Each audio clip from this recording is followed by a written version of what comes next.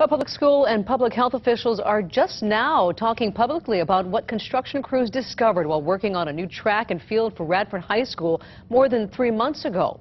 KITV4's Catherine Cruz has our top story. This field has been used for soccer, football games, band marching, graduations, other things, PE classes.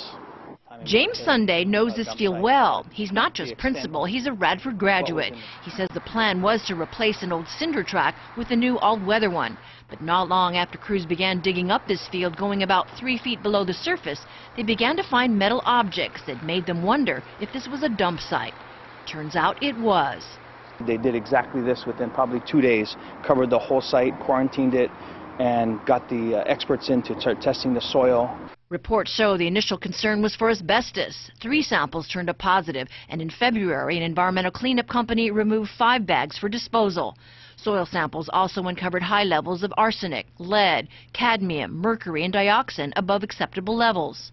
When they dug down below the surface of the soil, they ran into what looked like old fill material and metal and debris.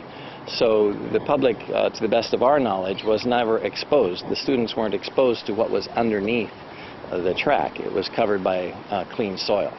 But what the contractor found triggered more studies. Among the troubling results, one for lead. Anything under 200 parts per million is acceptable, but in 15 soil samples, results showed anywhere from 240 to 6,200 parts per million.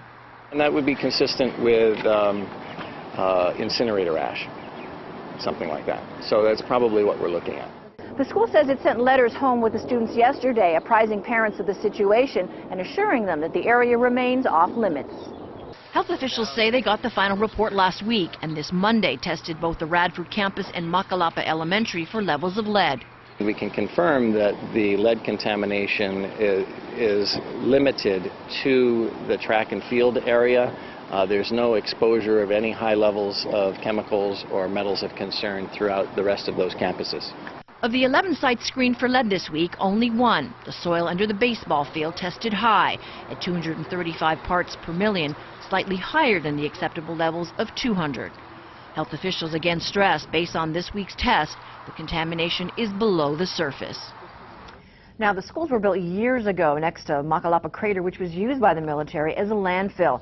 State officials say the Navy will be held responsible for the cleanup. It still has to do more surveying in order to come up with a plan of action. The school has not yet heard how long that will take. It is hoping to get the use of its field back in July of next year. The Navy didn't respond for our request for comment.